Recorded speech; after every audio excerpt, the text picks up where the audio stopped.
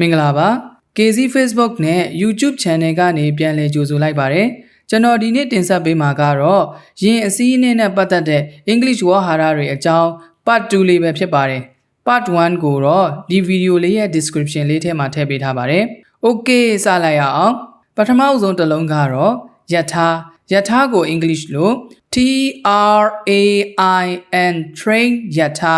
TRAIN train ယထာရေထဲမှာသွားတဲ့လှေကိုတော့ English လို့ BOAT boat လှေ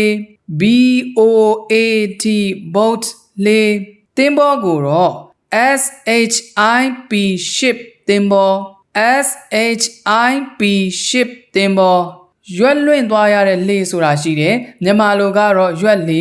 English လို့ SAILBOAT sailboat ရွက်လေ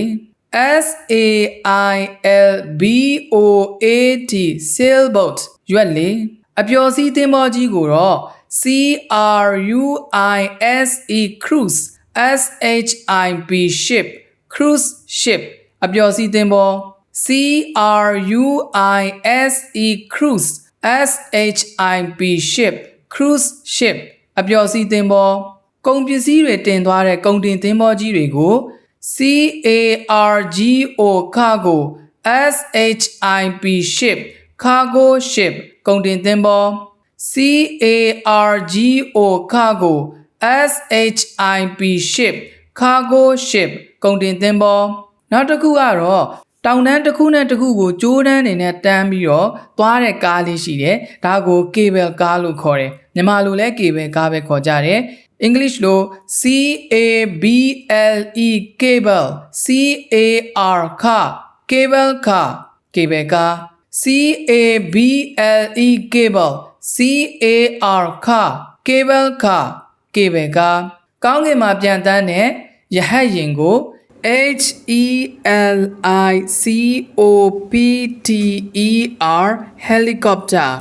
ရဟတ်ယာဉ် HELICOPTER helicopter လေယာဉ်ပျံကိုတော့ AIRPLANE airplane လေယာဉ်ပျံ AIRPLANE airplane လေယာဉ်ပျံ Okay ကျွန်တော်နဲ့အတူအတန်ထွက်လေးတွေတစ်ခါလိုက်ပြောကြည့်ရအောင် train ယထာလှေကို boat လှေသင်္ဘောကိုတော့ ship ရွက်လွင့်ပြီးသွားရတဲ့ရွက်လှေကို sailboat အပျော်စီးသင်္ဘောကို cruise ship